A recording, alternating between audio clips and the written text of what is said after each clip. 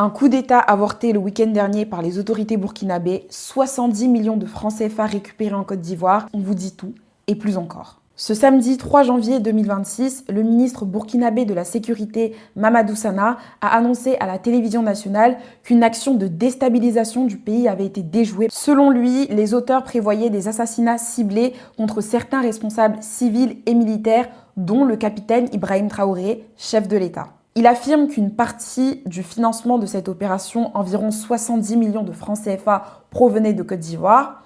Toutefois, aucune précision n'a été donnée sur l'origine exacte de ces fonds et les autorités ivoiriennes n'ont pas réagi pour l'instant. Mais alors, pourquoi ?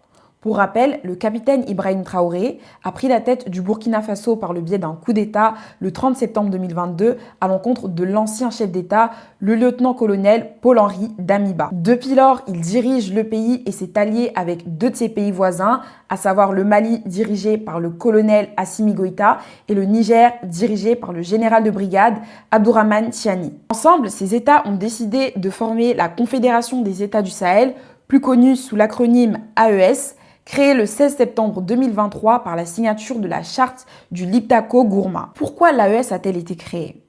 L'idée était simple, se défendre ensemble et reprendre le contrôle de leur choix. Mais finalement, l'AES dépasse les frontières de la question sécuritaire.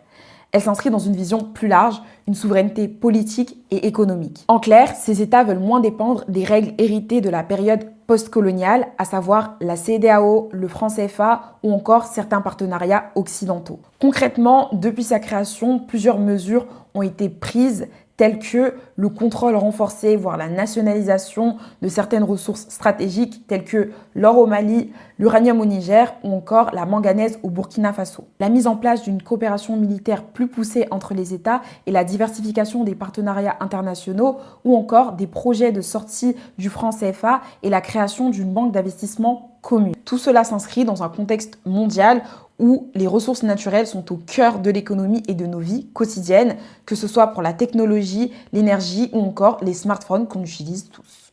Mais l'ambition de l'AES pose de vraies questions. Comment développer l'économie de ces pays alors qu'ils sont enclavés sans direct accès à la mer et que les relations avec les pays membres de la CEDEAO sont tendues? Comment éviter un potentiel isolement économique qui pourrait surtout nuire à la vie des populations? Et enfin, comment concilier sécurité et respect des droits humains alors que certaines ONG alertent sur de potentielles restrictions de liberté? Dites-moi en commentaire ce que vous en pensez et n'hésitez pas à me suivre si ce type de contenu vous intéresse et même à me proposer des idées sur des sujets que vous aimeriez aborder.